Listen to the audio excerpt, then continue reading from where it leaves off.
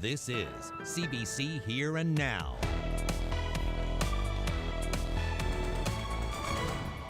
Attention summer residents, stay away. This is not your year. You are not welcome here. Is that even legal? Why can't summer residents self-isolate like the rest of us? I'll have that story in just a few minutes.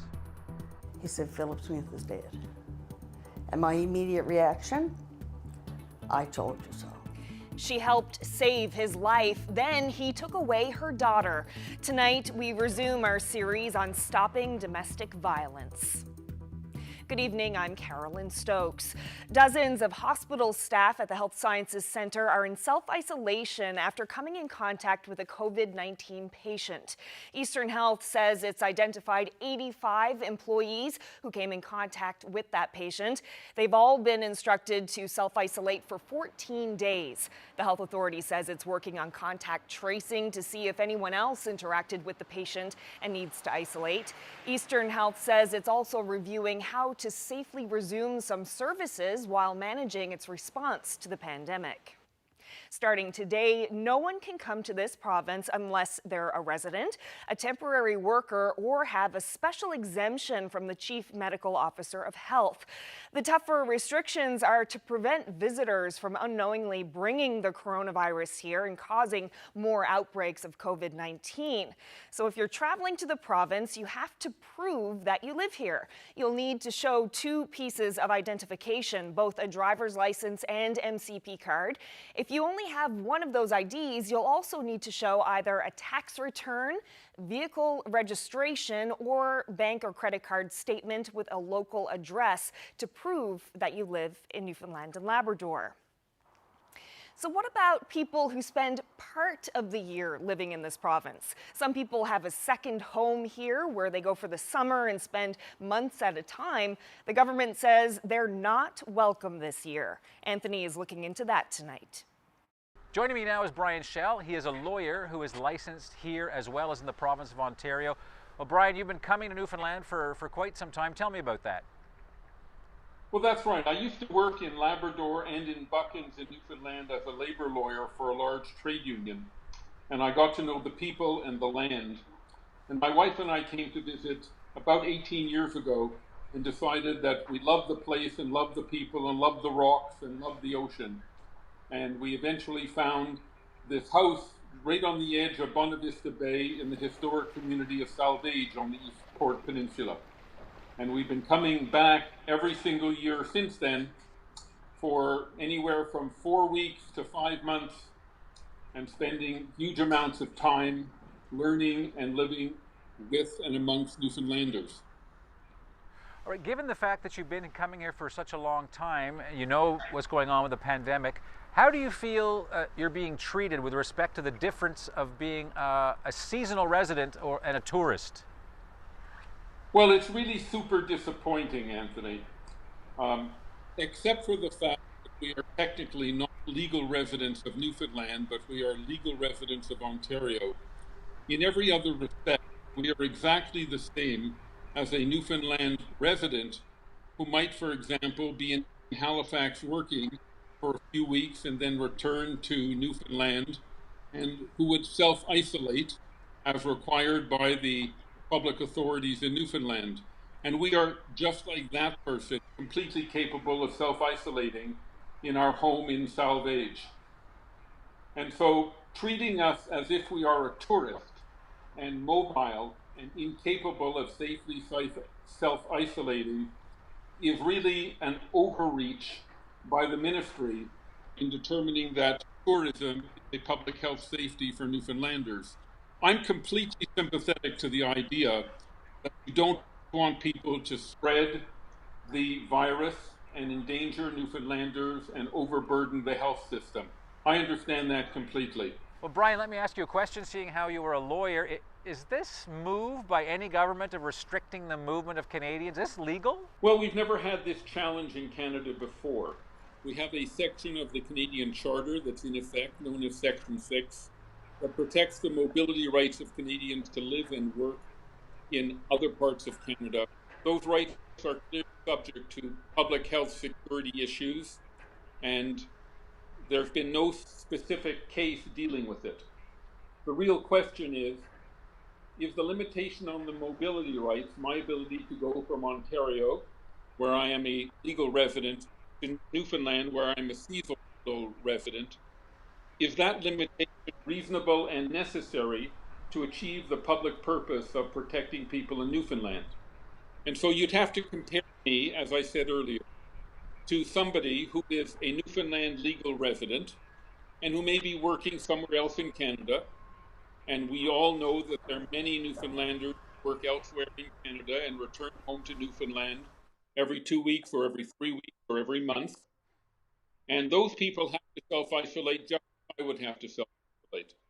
So if for purposes of determining the protection of the public, I am the same as a returning Newfoundland legal resident, then the impact on me, impacting on my mobility rights, may well not be seen to be proportionate, fair, or reasonable. Mr. Shell, it's been very interesting talking to you about this issue, and with any luck, things will get better, and you'll be able to get here at some point. Thank you very much for your time.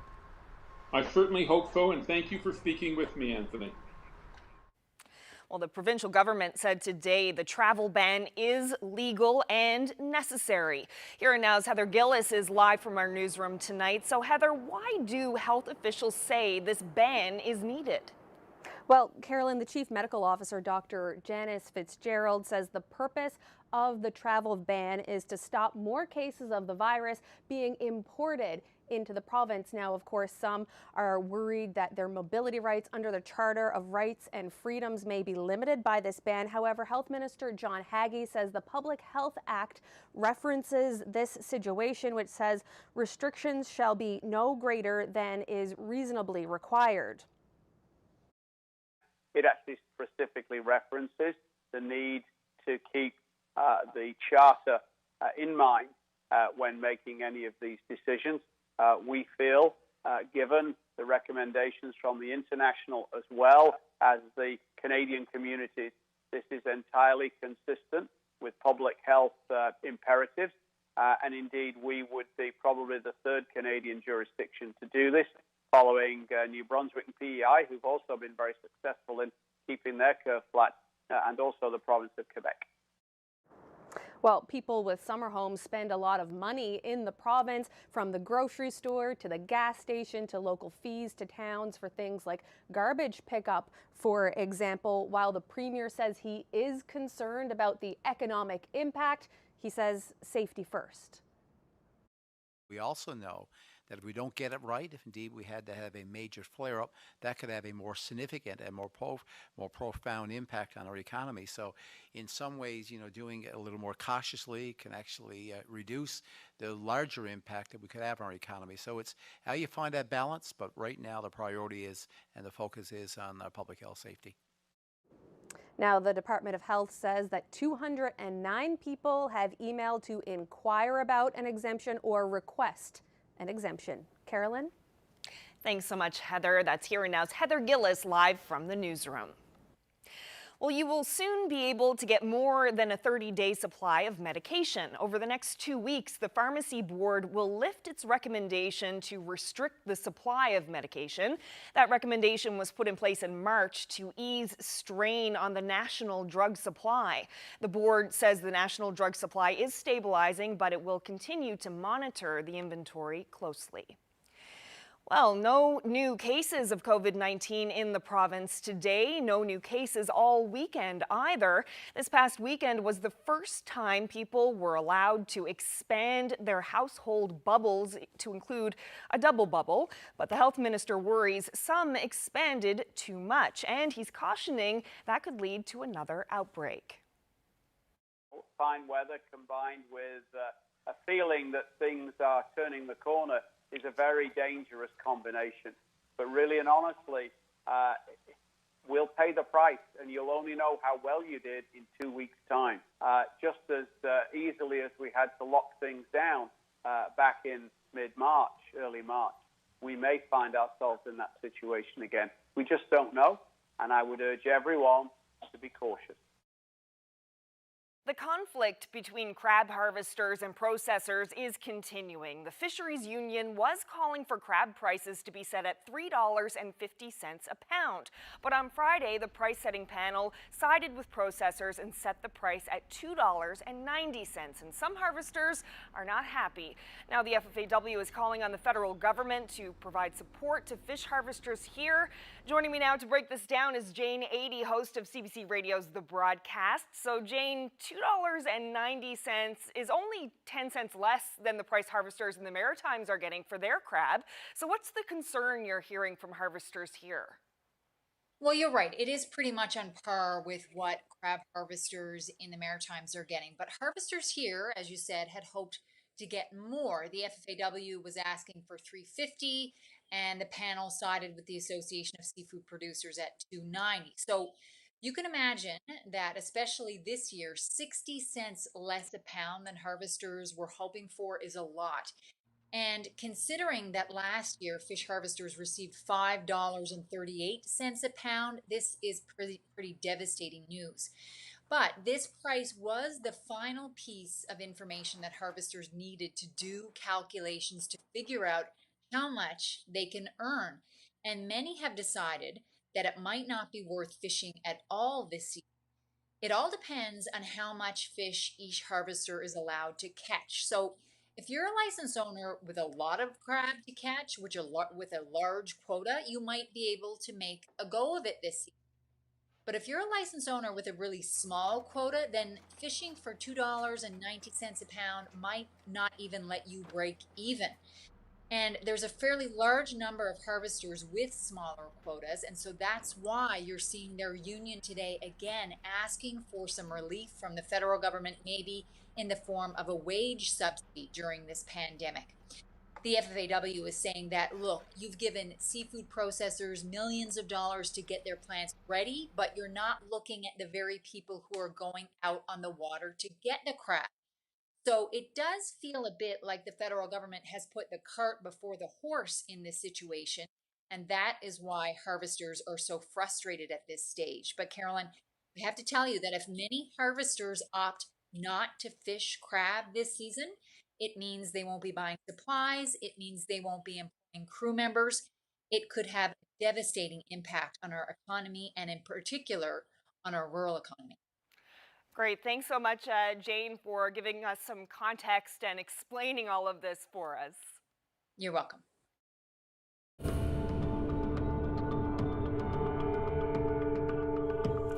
Here and Now is relaunching a series we began before COVID-19 hit this province, Stopping Domestic Violence. Many men and women are isolated with their abusers during this pandemic, so it's a story that's especially relevant right now. Tonight, we hear from Lisa Lake. The body of her 24-year-old daughter, Courtney, has never been found, and when her suspected killer died, the details surrounding her disappearance went with him. Here Now's Ariana Kelland reports. I love that one of her and Santa Claus. Christmas was her favorite time of year. Like she hand painted or spray painted her ornaments and whatnot. So he said to her the day he got out of jail, he sent her a message. And he said, if you want your Christmas stuff, I will come and get you. You come to my house, we'll go through it, and I will bring you back. Courtney Lake never did make it back home. These are the last images of her. Missing, suspected murdered. It's been almost 3 years now. The RNC's prime suspect denied any involvement.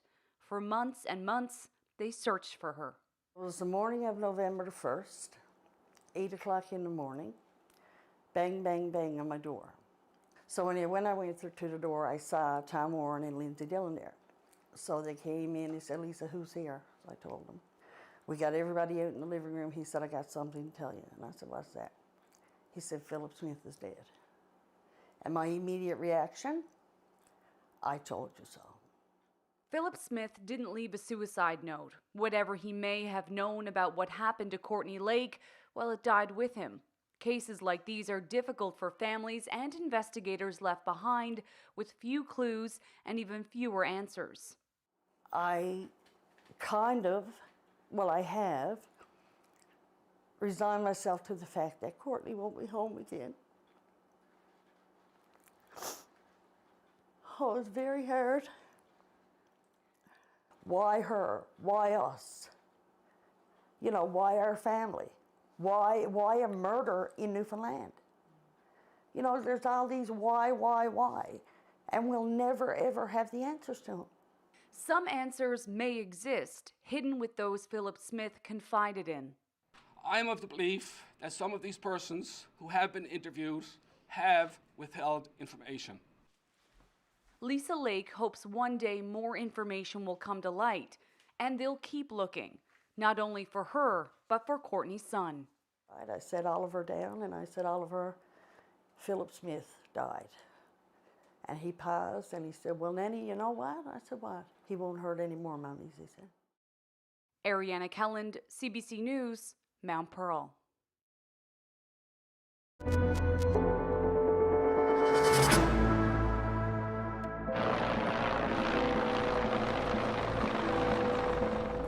Well, this is a thank you to frontline workers and first responders in Happy Valley Goose Bay today. A Griffin helicopter from 5 Wing Goose Bay flew past the hospital and RCMP headquarters. This flyby happened today, but a planned flyby over the province by the snowbirds had to be canceled. The snowbirds did perform in Nova Scotia yesterday as part of Operation Inspiration and posted this video to Twitter. The crew couldn't make it to Gander because of the weather, so the flyby for our province is on hold for now. The Canadian Forces is hoping for better weather so the snowbirds can make it here safely. Got a little bit of everything in the forecast for tomorrow. Lots of rain, some areas seeing lots of snow as well. I'll have all the details coming up.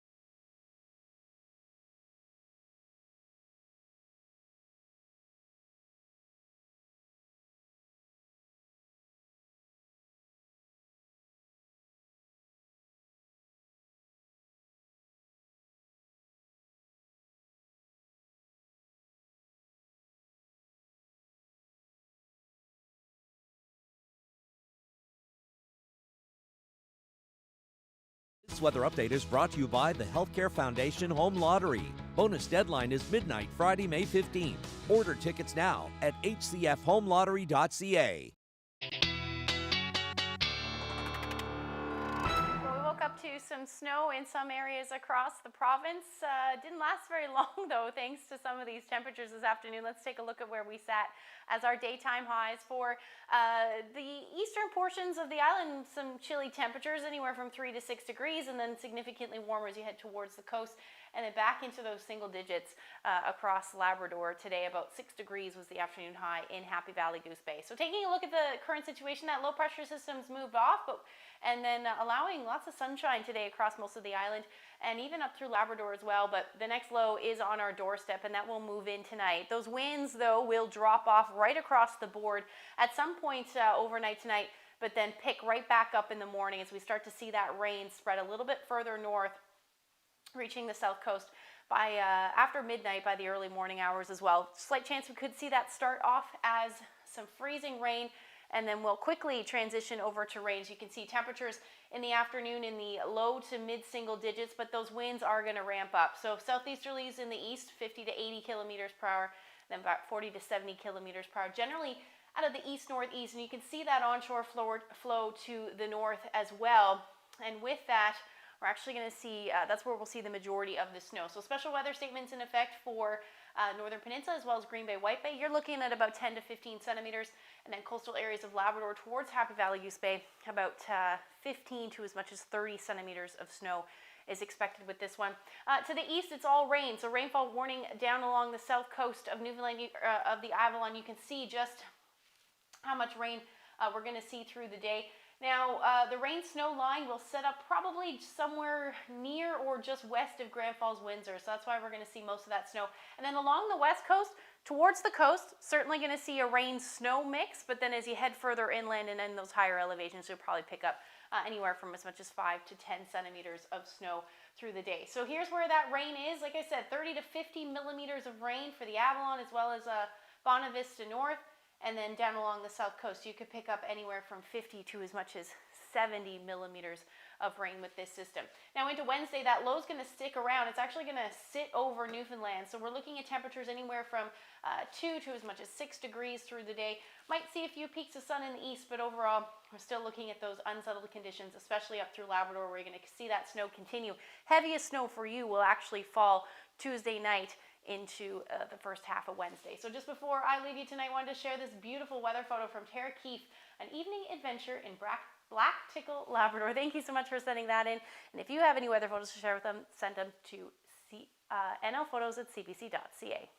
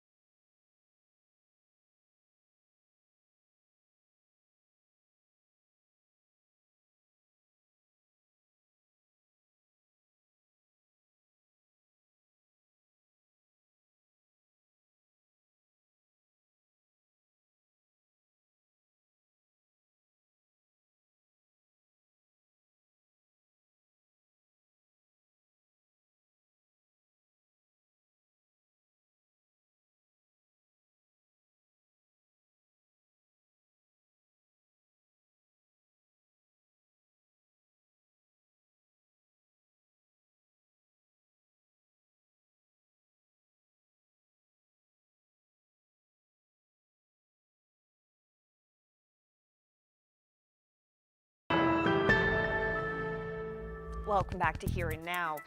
We'll have a look at this touching scene yesterday in Carbonear. Yeah. We're here to pay tribute to the last of our Second World War veterans, 98 years old. That's right. Members of the Legion stood outside the long-term care home to wave and salute a World War II veteran, 98-year-old John Pinhorn. The Legionnaires tried to maintain a physical distance as they waved to Pinhorn, who watched from a window above. And there he is.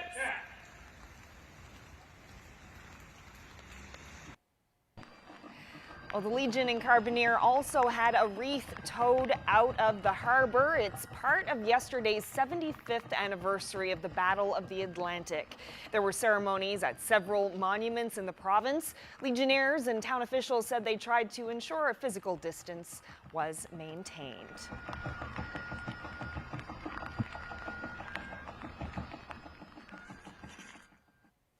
And we'll end tonight with a song from a local musician who dedicated this performance to the people of Nova Scotia.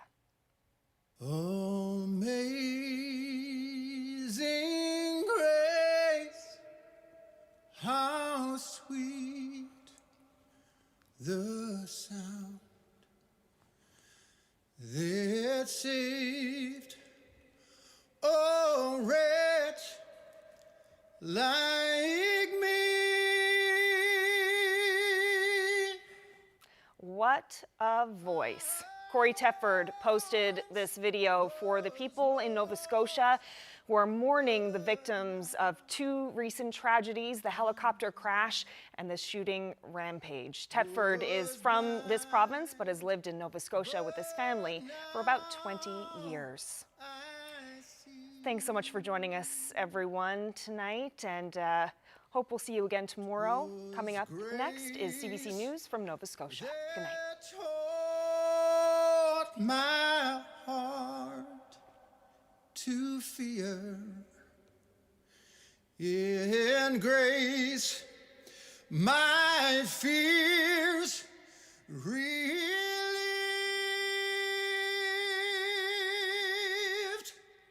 How precious did that grace appear. The